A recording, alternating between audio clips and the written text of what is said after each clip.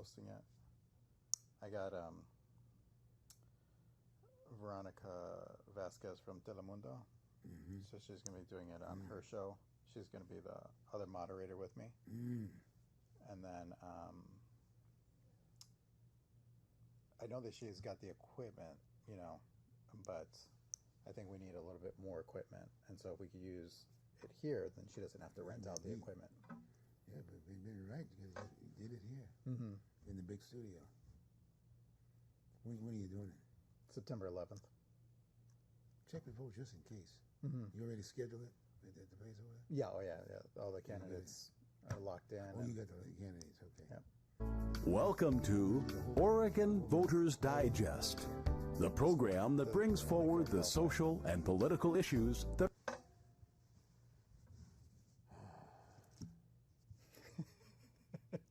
I'm going fishing if they get through doing that. Welcome to Oregon Voters Digest, the program that brings forward the social and political issues that are important to people living here in the Pacific Northwest. And now, your host, Bruce Broussard.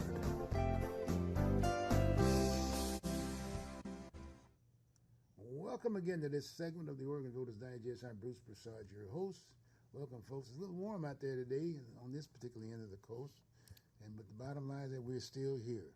And as you know, we're right in the midst of campaigning. And by George, I mean, it would take me about 2 hours to actually go through defining what that means. But hey, stick with us.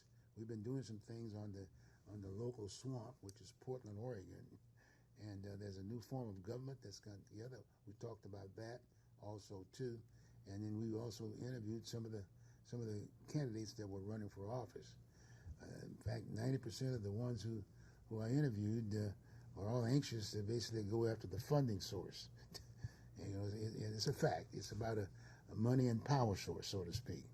At $150,000 for a seat, times 3 for each district, if you will. That's quite a bit of money. And the taxpayers got to pick it up.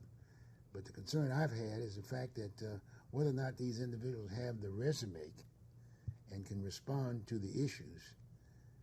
And those two items should be an attachment on the application process.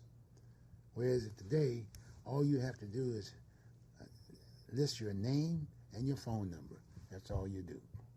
Nothing else. And then people spend time interviewing themselves or talking about anything but the issues of the community. That's what it's all about. So anyway, so as a result of that, we're taking the stance that we're going to educate the voters, and also those candidates that are running for office. So for those candidates who haven't, i.e., identified, your resume and responded to at least one or two of the 4 top issues in this community, in the Portland metropolitan area, because you got 4 different district aspects of it. And if you want to come on this show, you're welcome. But bring your resume and respond to those issues. And then send them to me, or vice versa. Or if not that, you can come with them. But with the understanding, I will have it in the front of me, and those are the questions that I'll be asking you. Because otherwise, I'm not running, at this time, you're running. So, and for the people, they need to know who to vote for, because we've got some major issues. And they need response. People are really stressed out here in the city of Portland, all kinds of things. And i.e., you, the taxpayers, are picking up all the tabs. It's costing us quite a bit of money. And a lot of you folks are seniors who are basically being pushed out of their homes, if you will. And as you said, they don't understand the definition of a house and home ownership. All you have to do is get a permanent housing entity within our city right now. If you're interested in 10%, let's say, you can get free housing. They give you a tent and you can go anywhere you want to. Use the restroom on the street. No, I can go on and on and on. But anyway, I just want to do that first to begin with. So now let's get into the show that we have today. I've got someone you've already recognized. I normally refer to him as Governor. Governor George Carrillo. Anyway, but in all due respect, He's out of his uniform at this point in time. Normally he has his Marine Corps cover, and naturally, anyway, he's part of the service aspect of it. And I do have an idea of his background in regards to he was very much qualified when he ran for governor, because we both went to the same boot camp. Well, anyway, but George is here. Welcome, George. Thanks, Bruce. How are you? Okay, fine. Well, I tell you what, we want to interview you, George, in regards to what are you doing now? You've been out of the court. I know you've changed gigs, and George, whatever. Family's still intact. Everybody's happy. Yes, that's right. But the bottom line is that you're doing some things here special here for the state of Oregon as it relates to Latinos. I thought that the organization was a beautiful piece, and we'd like for you to share that with us a little bit, and maybe a little bit about the time before you got into that organization and your rationale for doing so, putting that piece together. And we'll just spend that time, and all I will do is sit back and relax like the other viewing audience, and hopefully those Latinos that are out there that might be interested in going into business. I mean, I know that's what you do, but going into business, if they've not incorporated whatever, you will share with them how to go about doing that. Got me? How to get on the list, how to get on the state list. There's a certified list, so to speak, and that's a marketing thing. So I need not get into that. I'm just going to hand it over to you. Okay? Sorry about that. Go on, George. Sounds good. Well, thanks again, Bruce, for having me on the show again. Since the last time we talked, I opened up an organization called Progreso Latino. It's a political action committee. So we have a board of about 11 Latinos across this state, and what we're primarily focused on is helping educate the Latino community of the importance of voting, showing up on the day of the election. Luckily here we get to mail in our ballots, but participate in our democracy. The failure of representation across so many social issues is our inability to participate at the level that we should be. And on top of that, we know that there's a major disparity when it comes to representation, whether it's at local level or the state level, of politicians that are representing our community. And so our organization is here to help support those Latino candidates with an education of what does it mean to run a campaign? What does it mean for non-Hispanic people to understand the social issues of being a representative, like for their district? They have Latinos that live there, and they need to understand how do they engage with them. So we provide a lot of one-on-one coaching. We also do endorsements. We I hosted the Treasury debate, the state Treasury debate a few months ago. That was a great opportunity to talk with Senator Steiner and Jeff Goodman on what is their policy positions, really holding them to the things that make them very different as candidates, but provide an opportunity for not just Latinos but the community as a whole to see who should they vote for. And that was really successful. We had about 10,000 viewers watching that debate, and now we have our next debate that we're hosting. I'll be the moderator with Veronica Vasquez from Elemento Latino, and it'll be the Portland City mayoral debate on September 11th. Oh, in my territory, the swamp. Yes. Yeah. You like to refer to it as the swamp. The swamp. Portland, Oregon, the largest city in the state of Oregon. And every state has a swamp, right? And I tell you, it's not an easy task, but knowing you with your background, in the core, that is, you can handle it. So you're going to be interviewing her, right? With all of the candidates. Right. You made mention about all of them? Not all of the candidates. There was who are they? Prerequisites in order to be able to qualify for the debate. So we'll have Carmen Rubio, Renee Gonzalez, Mingus Maps, and Keith Wilson will be debating each other on September 11th. Who was the other guy you left out? That didn't have enough money, right? He didn't raise the money. There's two other individuals that just didn't meet the qualifications. The qualifications were that they needed to at least have raised $150,000, both with in-kind, both with contributions and also the matching fund from the small donor. So the barrier was, the requirements was pretty low. We're trying to remove barriers from people to participate, but you also needed to reach at least that threshold to unlock the small donorship. And so the 4 candidates out of 6 candidates qualified for the debate. Okay. What were the other 2? I don't know their names okay. exactly off the top of my head because I've been focusing on the four. Raising the money. Yeah. Well, it's less about the amount of money. It's Right, more right. about the fact that they were able to get enough people to donate to their campaigns. Because the reality is it does take money to send your message across. Right. And so you could have the best policies or you could have the best message, but if you have nobody listening and nobody contributing to a campaign, no one's going to be able to hear it. Well, it's interesting. I mean, that's another reason why I invited you, because I've always had issues with folks who are running in the swamp a lot of times. Uh-huh. A lot of times they don't tend to want to recognize the issues of the community. Right. And as you know, we got a new form of government. So we got 4 separate districts, right? Got me? Right. With 3 commissioners that will be there at the same time. But each one of those entities have different issues. They're not necessarily the same priorities in each of the issues. You know Right. my point? And so a lot of times they don't recognize that. See, and I want to make sure I get that. And hopefully, you maybe ask the questions Yeah. and whatever. And then naturally, the other thing is that the fact they're getting money from the public, and the public needs to understand this quite well. As you say, to publicize their message, to publicize their message, and so that's why I wanted to make clear they should have those so-called message before they pick the check up. Have a resume and at least 2, maybe 4 of the ideas, and maybe they respond to 2 of the issues of the 4. You know what I mean? And have that as part of the application process.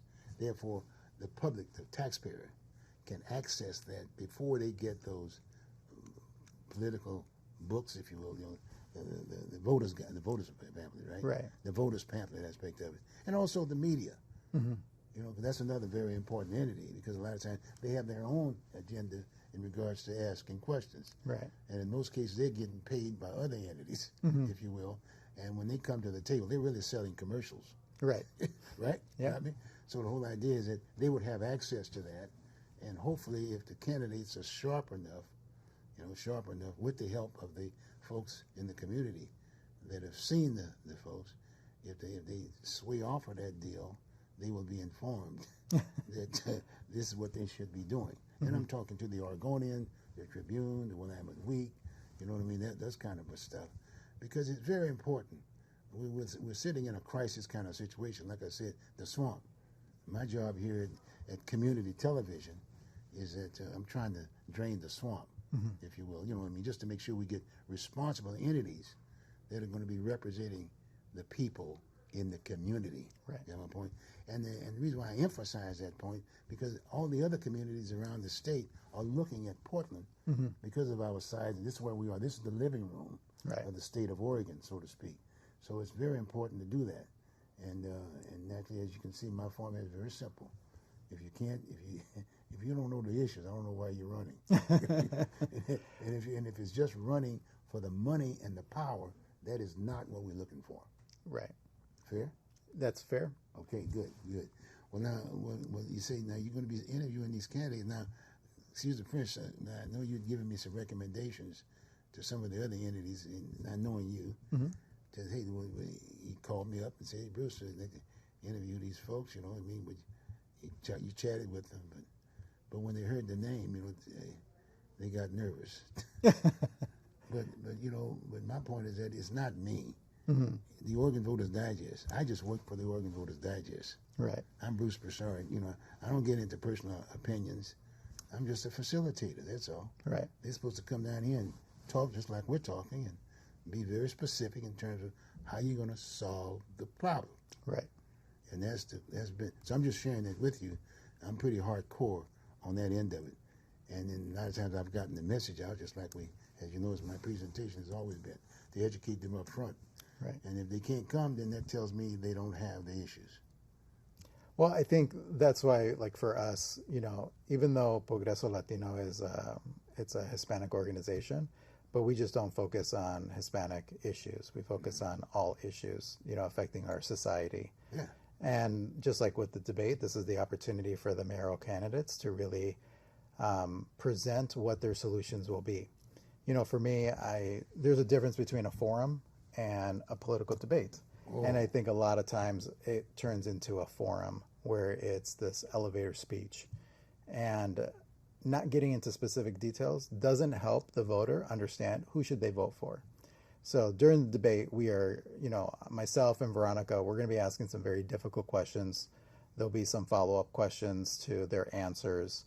There'll be a very strategic approach to make sure that we figure out who is the best qualified person, and we're going to help try to bring that out. And it'll be up to the voters of Portland to decide who's going to be the next mayor. That would be very. So you're gonna be answering the questions. Yes. I'd be more than glad to volunteer to talk about, to listen to what they're having to say, and hopefully we can maybe identify them in terms of who finished with what. Yeah. Blah, blah, But anyway, now what we need is we we need people to watch. I understand. We need people to watch. We need people to be able to participate in that first step of understanding, because being a voter, it's complicated. I mean, when you look at the brochure that's handed out, there's a lot of candidates, and especially when you think about city commissioner races, I mean, there are, a couple dozen candidates per district. And it's also very difficult for media or for outlets like my organization to be able to say, we want to be inclusive and we want to, invite everybody. It's just not possible, because you can't have a meaningful conversation. We have to be able to understand, politics is about electability. We know that, but it's got to be solution based also. So we do have to sort of help marry those two, but it's up to the voter to participate, watch, learn when that opportunity arises, and then for them to actually pick up that pamphlet, fill it out, and put it in the mail. But in all due respect, a lot of times the voters don't react initially because they have no idea background. All they know is the fact that I got homeless in the front of my yard. I got drug needles in my yard there, and this, that, and the other. I can't go to my store, and if I'm a senior citizen, I can't go to the store around the corner. Yeah. Okay. Someone just broke in my car, and this, that, and the other. Now that's the relativity. That's where they relate, if you will, and that's why I made the point about they should list themselves when they file to run for office. Come up with a resume. I mean, have you done police work or something? Something within that resume that talks to public safety, let's say. And then if it's public safety, is a major issue. It's a major issue. And the same thing with the homeless piece is a major issue.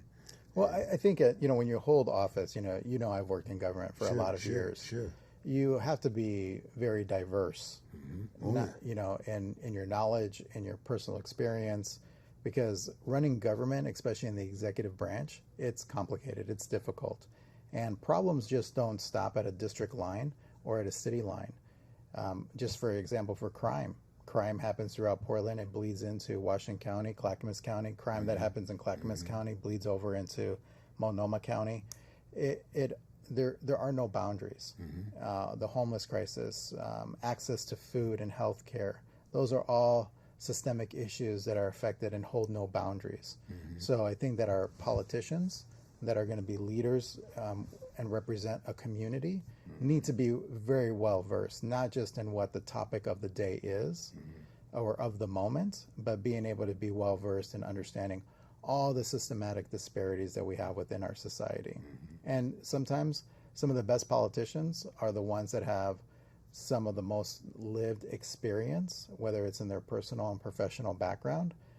It's not always the people that have, I think, the most bulkiest resume and being the C-suite executives, because they don't necessarily see it that way. But I think that that's where, as voters, we need to be able to understand, who are we electing into office, and are we really understanding and supporting the right candidates, and not just always following party lines. We need to have that courage to be able to say who has the best solution, regardless of political affiliation.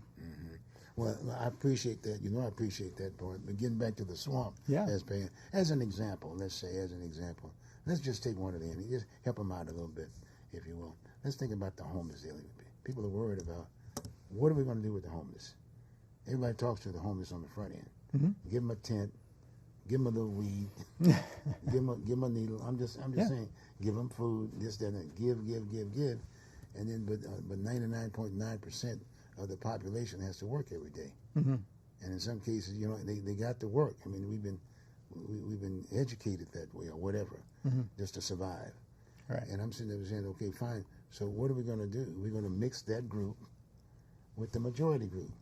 Well, I think that there has to be some level of accountability and empathy at the same time, because I understand, let's just use needle exchange programs, or the ability to be able to use hard drugs with safe needles. That is a humane way of looking at it, because we don't want more dirty needles on the street, which only passes more, disease in our community. But that can't be the only thing that we do. It's something, when you look at it, is that if people are committing a crime because we're allowing them to use drugs in a safe way, we still have to hold them accountable for committing that crime. We can still show empathy and provide social services and an alternative path. But if at some point they just choose not to participate in their own recovery, then we have to do something different. And I think that we're all learning that through Measure 110, is that in theory, it was a great way to decriminalize and get people from being incarcerated and into treatment. But the system wasn't set up to be successful. We don't have enough treatment providers. We don't have enough mental health, facilities to be able to treat people. So then what did we do as a government? We basically folded and just stopped holding people accountable. And it only led to an increase in crime. It led to an increase in homelessness. And we're sort of in a stuck period now. And I think that when people look at that one issue right there, it's like, well, if you take the liberal approach, do nothing. If you hold people accountable, that must mean you're Republican and you're conservative.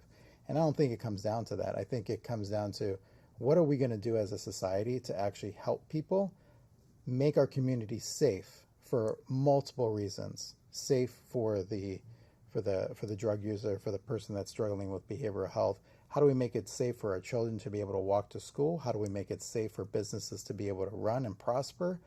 And that is building a system that where we have some level of accountability and services at the same time to be able to help people to be successful. But at the end of the day, it's that individual's choice of how do they want to be successful, because we have a system that's set up to either help them or hold them accountable.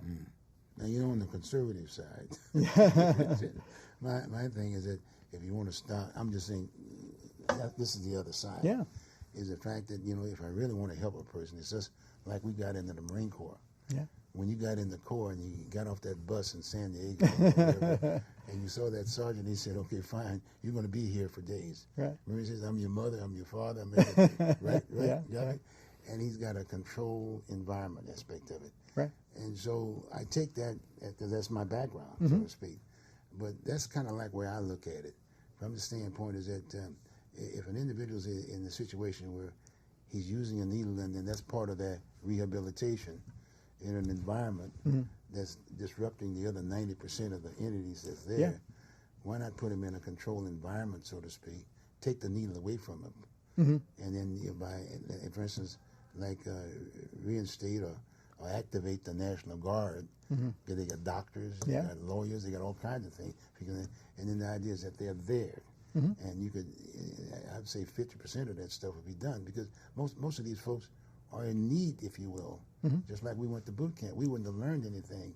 So I agree with you to a certain perspective, degree. to a certain degree. And let me explain the difference. Okay, all right. Okay, so That's getting good now. yeah. Like So that. what I appreciate is that the thought of how do we help people. Incarcerating people we know that have a drug addiction doesn't necessarily help. It helps make the community safer, because we have less people that are on the streets that are addicted to drugs that are eventually committing a crime. So that does help solve that problem. But the problem is that we're incarcerating people for a sickness. And then we have a recidivism rate of 85% of people going back into the system, which means they've committed a crime again. So it's not a system that necessarily works. But what I do like is the National Guard approach. With the National Guard approach of activating the National Guard and to be able to meet the human services need, like activating more doctors and getting more counselors, providing a system that is actually able to meet the needs of this specific community. Because right now we don't have enough providers.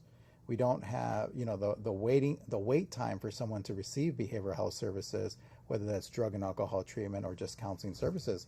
It's a long period of time, and it's very costly.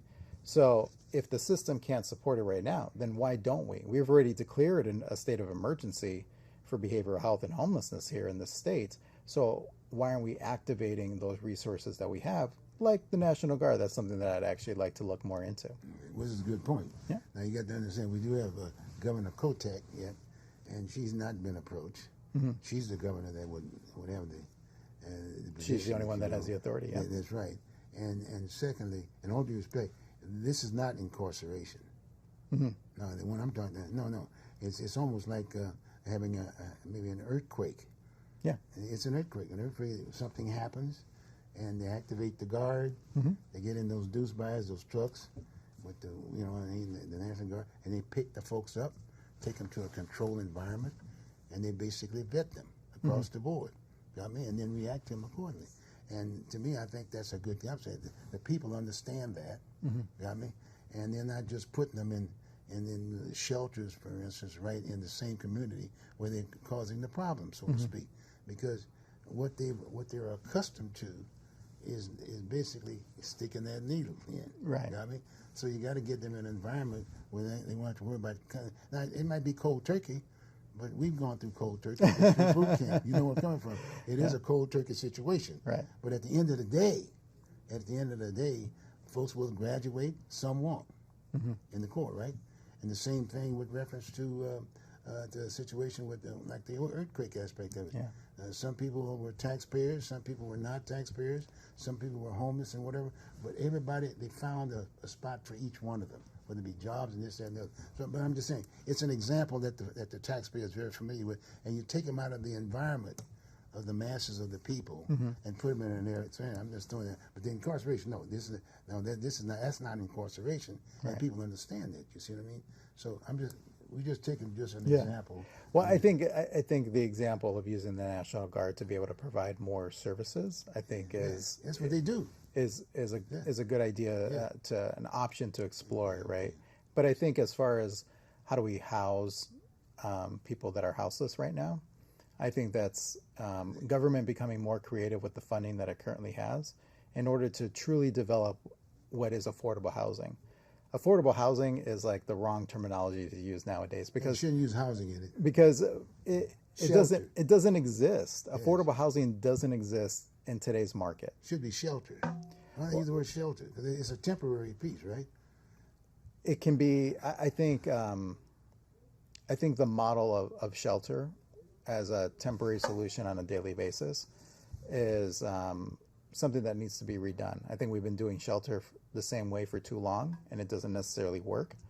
I think that we need to look at other housing opportunities. I think communities of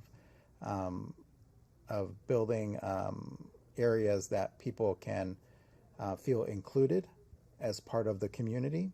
Not in my backyard. Well, I think that's where we all have to. People, that's where people are. But that's where I think when you build something and you say, like, here, this is a shelter space and we're going to put it in your backyard, people don't want that. No, that's right. No. But if you build opportunity across the city that is integrated into its own community, then people feel a part of that community. I think most people that I've interviewed and had conversations with when it comes to the homeless community, they stay where they're at because of the person that they're right next to, because it's the only person that they can trust. There is a sense of community in there. We don't appreciate that they're there, but for them, it's a state of survival. I just think that we need to be able to take that sort of concept and be able to develop that and provide opportunities for housing, and not just temporary shelter, but actually supported housing options where it's going to keep people off the streets. Other cities have been more successful than we have. Oregon, and particularly Portland, has struggled. We are very different. When I travel across the nation, talking at different events, and I see their downtown metropolitan areas, they do not look like Portland. Portland is definitely struggling, and we need better solutions to help the people that are on the streets right now, and the businesses and the community that's living not just in the downtown area, but in Portland. We need to make Portland a safer community to live in. This is a good interview because as you know, this is Portland. Yeah. And we got Vancouver, Washington right next door. And they're totally different than Portland. Yes. Okay, very progressive. But there are a lot of other entities. That's why I call it the swamp. And we got to drain that swamp. And part of my focus is, I've been trying to do it for a number of whatever. But the bottom line is that's a different structure. But I like the example from the standpoint because if we can basically clean this piece up and, you know, make it more responsible, I think that'd be a way. But right now, there's no answer. I don't see any answer whatsoever because you can't.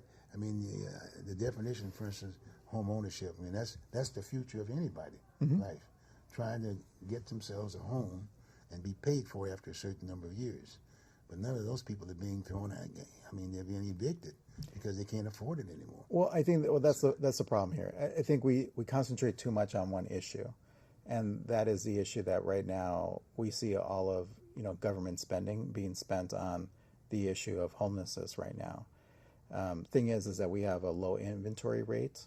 We're ranked 48th in the nation when it comes to renter availability. So we just don't have a lot of inventory here. We need to get that housing continuum moving. We don't have enough behavioral health services. We don't have enough residential behavioral health to get people off the street and into a facility.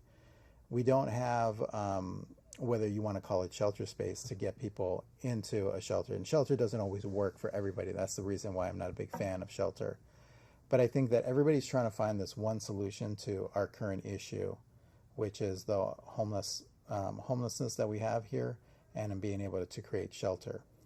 And we're forgetting about this housing continuum.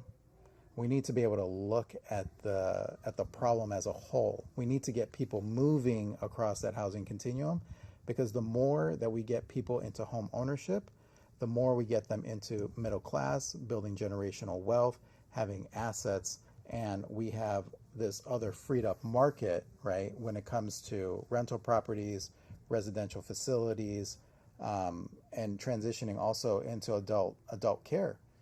All of that right now is crumbling in our system here in the state of Oregon, and that's the reason why Portland continues to struggle. You see, it's good conversation. See, we can agree to disagree, right? Yeah. And then now we can take each of the components and go back and address them. Exactly. And that's a very key point. Well, hey, this has been great, and no wonder you ran for governor. You're going to run again, right? Should we tell Tina? Are you running again today? I'm not running. I'm not running. True politician. Get out of here. You're in the Marine Corps, remember? Just only listening on. Anyway, this has been good. This has been good. And hopefully we're going to try to see if we can welcome you on the show, and maybe you can do some things here. Maybe sit in that seat, sit in my seat for a change. Passing up the guard, do your Bruce. thing. That's right. That's right. That's all it is. I mean, you're going to be in the swamp. You separate that from the rest of the place. They need help. Yeah. I'll help you with the swamp piece. Okay. Well, for now, if you could help me get as many people to watch the debate and yes. participate, you know, it will be on YouTube. It'll be airing on Oregon Legacy and also on Elemento Latino. Okay. And, you know, we definitely want to see that viewership up, and hopefully the community gets a little bit more educated on who's running. Okay, good. Well, hey, in all due respect, yes, Georgia has a good point. Look at that debate, because that's just another extension, and that's I'll be watching. And hopefully tell those candidates they can come on Oregon Voters Digest. But Absolutely. be prepared to go through the same situation we went. We had some answers. Okay, you got my point. It's a pleasure, George. Thank you so much, Bruce. Okay, We'll see you I'll next time. Sounds All right. good. Okay, Thank you. Okay, here we go. George is there. He's here to help. Follow up. Now we're going to go on and have another entity that will come on. He's a very articulate young man and falls in that same category. Go around. Give me this. Can you come around this way? Sit on there, Bob. I'll be right there with you. This is community television, folks. I'll just say hi to the folks here, and I'll be seeing you soon. I'll be getting back to you. Okay? When we get back to you. Okay, good. All right. All right. Here we go. Community television. Boy, Joe, that was pretty good little interview there for me. Absolutely. Yeah, but the idea is that we're communicating to the community. That's what we do here at Open Signal. We're community, and you know it's very important. We're sitting in a very stressful situation, and so consequently we got to figure out how do we deal with it. And so that's just a good example of what we're doing. I appreciate George. He ran for governor once, and you can see where his mindset is. And he was brought up into the swamp, but But as time goes, he'll understand what it is. But Good. now Antonio, we got Antonio here. Now this young man here, he has some major roots here in the swamp. You know, he was in the swamp before. It was beautiful Portland. The trees were growing all the time. Yep, it was beautiful. It was a beautiful place. And then all of a sudden things started changing. Greenery. Green was gone. Just brownery now. Yep. You know what I'm saying? So the name of the game is that Antonio here, who has his own organization, very interesting piece actually, Antonio Blue. Antonio Blue, that's the man. And he's going to define you what that's all about. And the website is the Global Unity Network.com. That's his email. I mean, that's his that's his email. Website. His website. I'm sorry. Yep. I'm telling you, that's his website. Network.com. Okay, the Global Unity Network.com. Yep. Okay. All right, and it's a non-profit organization also too. Yep. So we're going to welcome you, and hopefully you'll spend some time with us now. We got some time here to share with the public. Give a little background about yourself and your Portland roots and this, that, and the other, because there's some names there that people are very, very familiar. You know, the banking industry, or the booker. Oh, yeah. But my point is that you just talk a little bit about yourself, and then get right into your organization that you have. And there's some things that are going to be happening here shortly, if you will, that you're going to be putting together, and we're going to just go through that whole process to let the people know in the community how it's going to be benefiting them. Okay? For sure. Go on, Antonio. Yeah, I'm Antonio Pettyjohn Blue. They call me Antonio Blue for short. My stage name. I'm a #1 rising a Nigerian artist. Rose on the charts, #1 several times in Africa, helping the children out there, orphans. I'm like uncle, like dad, you know, like pa.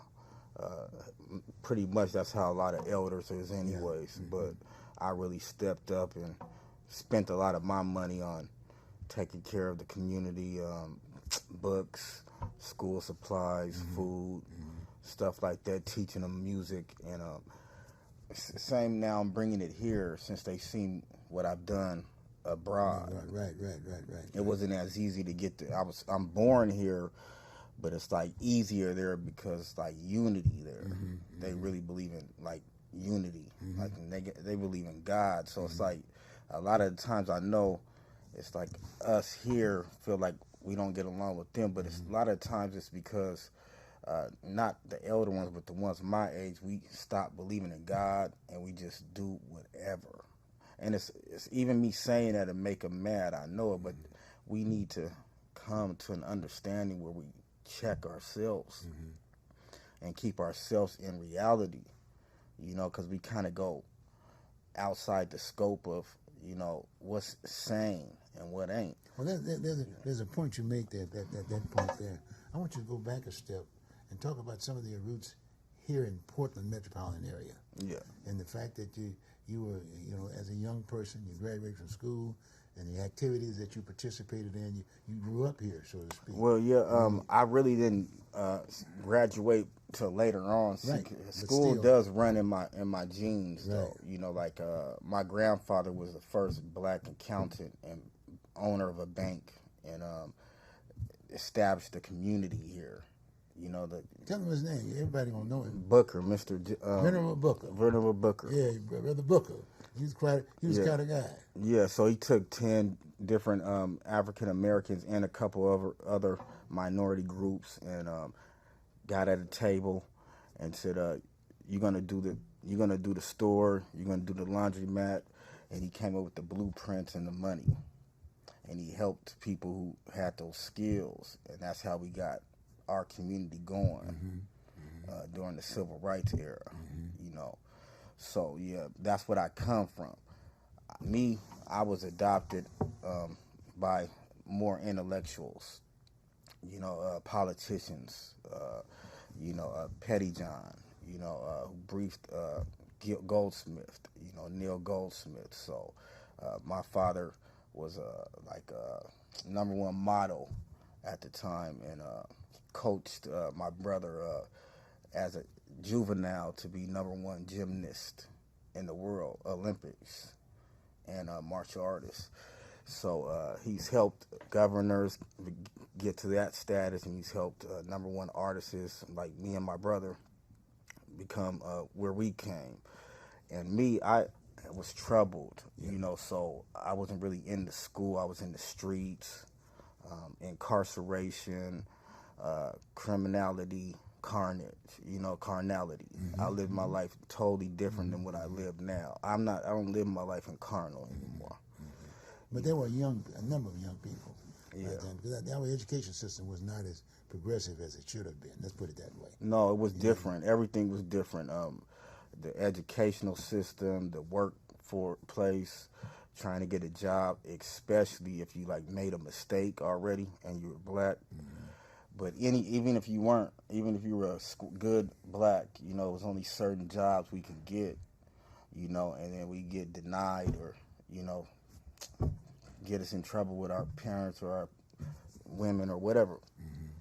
But this was the truth. We couldn't work, and they didn't care about us in school. So we kind of felt like we had to go to the back halls and to the field and remain the runaways that we always had been throughout history. So that was my history. So it was hard for me to learn, because I was so wild. What the world did to me, it made me really wild. But I ended up changing and giving my life to God is what I did. That was my restraint from making me, go too far or insane or go outside the scope of reality. I always set real goals for myself, not something that's just but you're not going to be able to you're do. Right. And when our chat, we had been chatting before about the whole piece, and in fact, that's how I met you, so to speak, and I was here doing your show. And as during our conversation we have been having, you spent some time in the criminal justice system aspect of it, and then from that particular entity, you basically joined the Corps. You joined the Marine Corps aspect of it, and that I'm very familiar with what happened at boot camp aspect of it, and even had a little issue with reference to the Corps, like many other entities, if you will, and that was one of the things I was interested in, because I reach out to veterans and get their benefits and whatever. You shared that with me, and as a result of that, some of the folks basically got some dishonorables. They're doing it now, but there's a new program now where people are basically saying, going back and reviewing why, because during that particular time as a black, not an easy deal. They were allowing folks to come in the Corps, but at the same time, it was still pretty racist during the time. Yeah, aspect of it. Real racist. But once you get out of that system, you're there, and all. But the bottom line is that you did go through the boot camp piece aspect of it, and you had those skills. Absolutely. So then after you've not done that, then you got into the other system. You were able to get out of this environment because you were introduced. I had those skills. You had the skills. So boom, you jumped up and like it was kind of like survival skills. Yeah, it's like, right, exactly. You guys taught me so much. I had so much in my toolbox. Oh, yes, sir. Yes, sir. That any situation they put me in, that's right. I was already. It's like if your people that you loved already broke you. Yep. They already prepared you. Yep. And they made you strong in the way they want you. So when they were trying to do it, it was kind of offensive because I already got stripped down and remade into the perfect, what they thought was the perfect human. Which there's no perfect, but they was like, this is the prototype. Right. And you retained a lot of those skills. Yeah. And benefits as a result of that. It's paying off. Then you went into this area, started learning about your culture, Africa, and you got that piece. And so now here you're sitting back, you come back home, so to speak, and say now you're going to be reaching out. That's what I got. I got that. You're reaching out to try to help other young men and women, for that matter, across the board. And here you just come right into the swamp situation. So there, I saw a need, if you will, to get your stories out and get you involved with these folks and educate the public about the benefits that you bring to the table. Yes. If you will, to solve some of the problems. Yeah. I have several different programs and benefits, for the clients and the public and the community. which are like when you come to our events. This is not only my elder, but this is my business partner too, Mr. Bruce here. So when you come to my events, you're going to be eating. You're going to be getting prizes, electronics, TVs. Just let us know. We're going to do, raffle draws for these stuff. And then, but one of the benefits, the biggest benefit is you're going to get educated. So, because you're going to have my elders here. I know it's hard to get next to the elders, so that's how I'm going to get you. I'm going to be that broker for the community. Get you right in front of people like Bruce. He's going to have a stage. You're going to learn about the left wing, the right wing, any questions you have. That's what you're doing now. Yeah. That's the whole idea. Absolutely. And I appreciate that because and hopefully you're telling the folks that are out there to hopefully reach out also too. Yeah. Young men like Antonio here and other entities that are falling in the same class aspect of it. But he's got a nonprofit corporation, and you can visit his website. You can visit his website and get all of the goodies about what his nonprofit is, and the event he's about ready to bring in up in September, I think. Up in September. September 15th. Yeah, and I was hearing some familiar names like Bobby Bland's son. Yeah. Bobby Blue Bland. And from many black Americans, they know who Bobby Blue Bland is. Yeah, Bobby Blue Bland, his son Sonny Blue Bland, and then Fillmore Slim. He was nominated Reverb Nation #1 blues artist. So he's got the blues right now. And then Sonny's dad, of course, we already know him. B.B. King had many face-offs, and you guys seen that. Yeah. And you can see a lot of the other stuff that we've been discussing on his website. Yeah. On the website. Yeah, so you can check all that stuff out. Check out the website, and he talks about that. But he also he's quite an artist himself. He sings quite well there. Absolutely. I thought that was very interesting, and the garb he was wearing. You got the garb on some of it today. Oh man, this is just this is a different one. This is a different one. It's the same. What is that? Tribe. Share that with the tribal. Now, where is this? Is this what part of Africa is? This is Jos City, Plateau State, Nigeria. Nigeria. Yeah. Nigeria. Yeah. Okay. And then that's the other thing he made mention to me is that at one point in time here we had a sister city. I think it was from Nigeria. We talked to the gentleman. Ghana. From Ghana. Yeah. From Ghana. And Cliff Walker. Yeah. Cliff is a well-known person. He and a gentleman by the name of Brown put together the sister city, and here in Portland. And I suggested to him that I set up an appointment and we got together with Cliff. And he liked the idea. He liked the idea, and Cliff is going to be in his program to help you guys try to get a sister city for Nigeria. So with that, we Nigerians and Americans, my young brothers here, I never leave them out, nor do I leave my little Africans out. I'm both, and we all are the same. Yes, right. We just got separated. But so Nigerians can come here, for cheaper. This is what our dream is, and no passport, and Americans can go there to my city, So from Portland to Jos, both my cities, where we can be traveling, intermingling. How this is going to help us, there's, a better quality of people in my city. What I mean is like we don't kill each other, we don't fight like that, little crime, And then how we can help is we can bring more opportunities to Africa, but Africans can bring more love here. We could just integrate, and that's the dream. So, if we keep doing this, then everything will be all right. We have over 1 million people there, and I think this would be big for America with what's going on, right now, politically.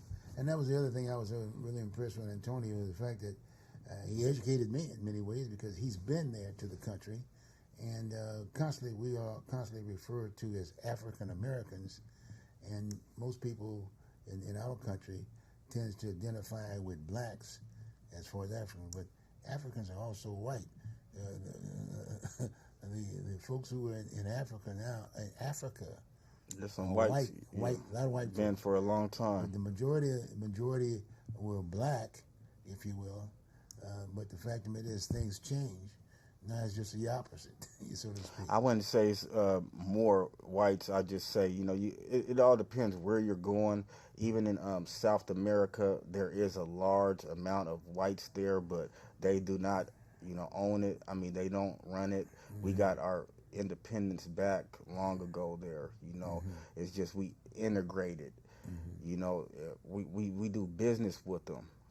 So we don't really mind. They already up on game is the truth. They're woke.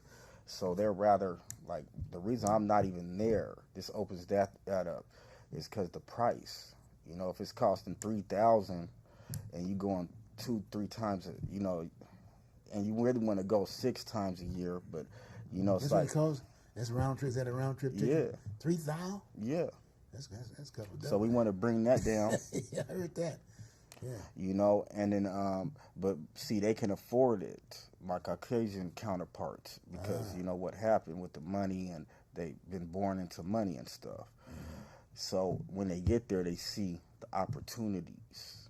So they don't allow our youngsters to get the same, which that's where they from. We all from there, but this is their real roots. See, now, I don't got that color thing, but I know that the Caucasian is the cousin to the albino. So they're, that's their cousin, so African. But, the darker ones were there first. This world was all dark first. Way darker than me. It was none of us here. Then we came. So, I just give it up, give respect, but I try not to look at that. I just try to move forward and give as much clarity and love and respect as possible. But I think that what we're coming up with now with the sister city will be good for the whole United States of America, us being better to one another, us building over here, and us bringing other people resources showing, look, we are united. We are the baby brothers. We want to help you. We're strong. We're going to bring some opportunities. You guys bring this over here. Boom. So we get that out the way. Now, if these other countries have any issues, we already know where I come from. We're the strongest united black group in the world.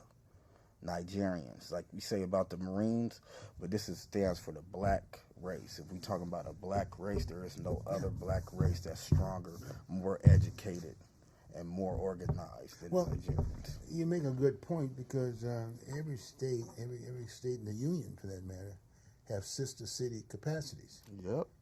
We've got sister cities here, Asian community, Yep. Japanese and And we only have one little African, that's in Alabama, Montgomery. So we need like little Italy, little China. We need that everywhere. Right. All major cities. Well, this is good. You got quite a task, but the fact of it is doable. Yeah. And so I was impressed with, after we set that meeting up with Cliff Walker, and the conversation that I heard was the fact that Cliff felt good about that, and that he's reaching out with you. Yep. And you've organized, put Yep. that piece together. And then you got the group thing that you're putting together in September. I thought that was kind of interesting. Yep. And people will probably attend. And if you want to get any more information about that event and other things, as I indicated before, check out his website. Check out the website, and I'm sure we'll get Steve. And I want to also include more about the Goarge Road.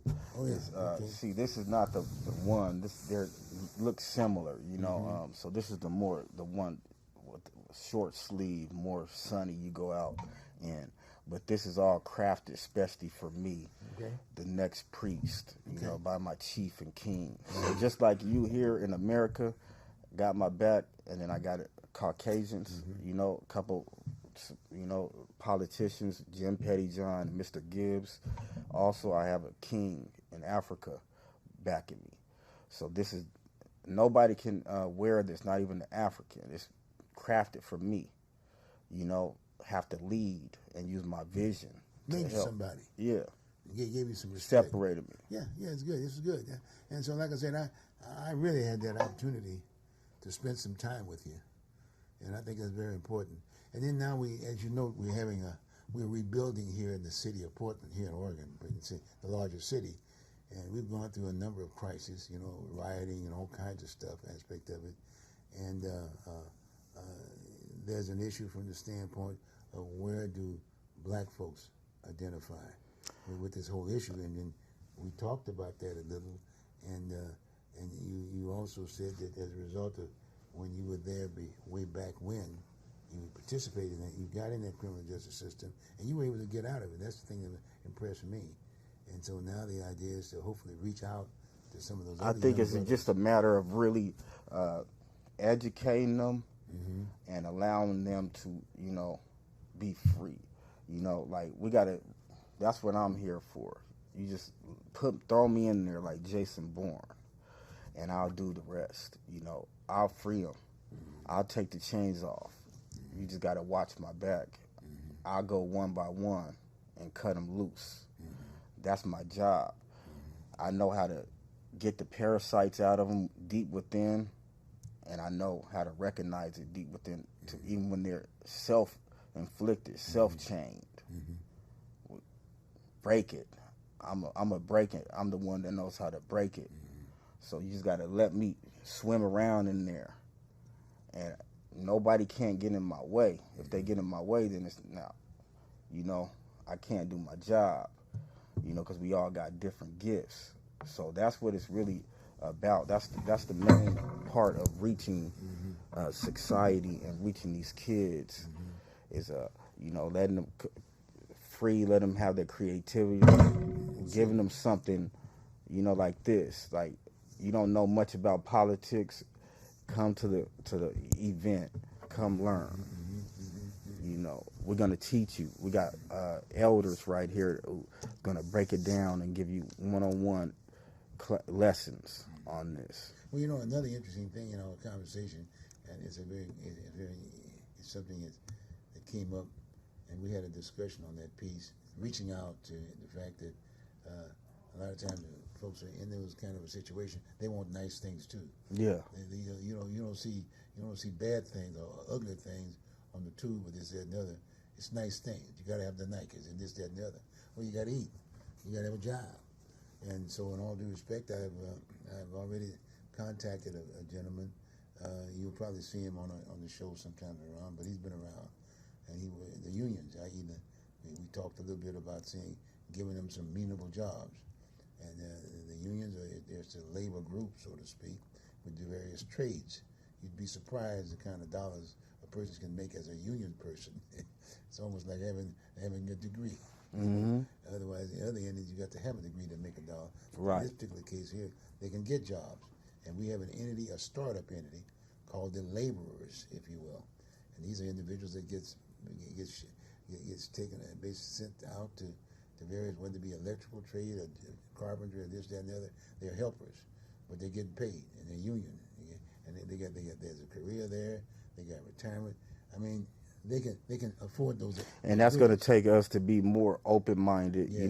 Especially our youth, but us as a whole, because we've been so, things been unfair, so now it's got us to this point where we don't want to accept, we don't want to help, and we're just lashing out, so we got to be willing to have an open mind and take in all these opportunities. And just like with all the rioting and stuff, and just because we're smart, because we're very smart, but it's like, don't forget that there's different aspects. It's not only just because you doing something smart, that's not the only way, and that might get you taken out. How you doing it? Somebody else might can see before you get there that, oh, you doing it smart, you're getting lucky right now, but eventually you're gonna get knocked. So I'm trying to show them, sharing them. Yeah, you're sharing them those stories. Like let's be more open, to one another's opinions, because it's like same with, like, we went out there. They're like, why Roski, that's what they call me. Why I'm not out there?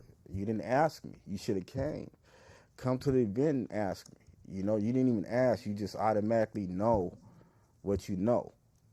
Ask someone, and then we can break down why. Maybe I don't want everybody to know my opinion. You know, we can have a debate about this. It's a lot of reasons why you don't do stuff like that. Well, you're doing a lot of things. You know, we've chatted for quite some time, Yeah. and I'm finding and you're open for discussion. I really appreciate that because you just can't do this thing overnight. You know, take a routine. And in all due respect, elders like myself and other individuals that I know, we're reaching out too, and you're a good point person because you've got the resume, if you will, and people have options, but we do recognize, and you recognize, the fact the person got to eat. Yep. You got to survive, so you got to pay those kids. You know, those kids. He's a family person or whatever.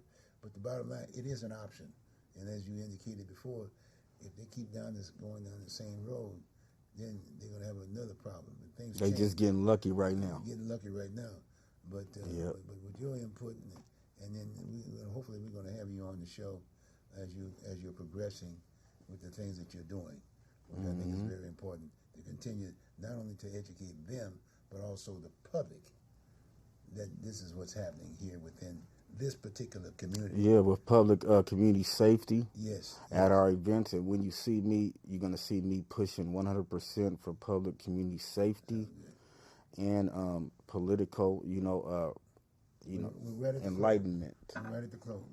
But anyway, thanks very much, Antonio. Appreciate you being on, okay? Have a good one. I'll see you next time. Sure. Okay, sir. All right. Just stay there for a minute. Okay, good. That's an hour show, see? See, we've done that. They're going to put that, this is going to be on Sunday. For sure, they need to hear it. They need to hear it. Big Bob. It's Bob. That's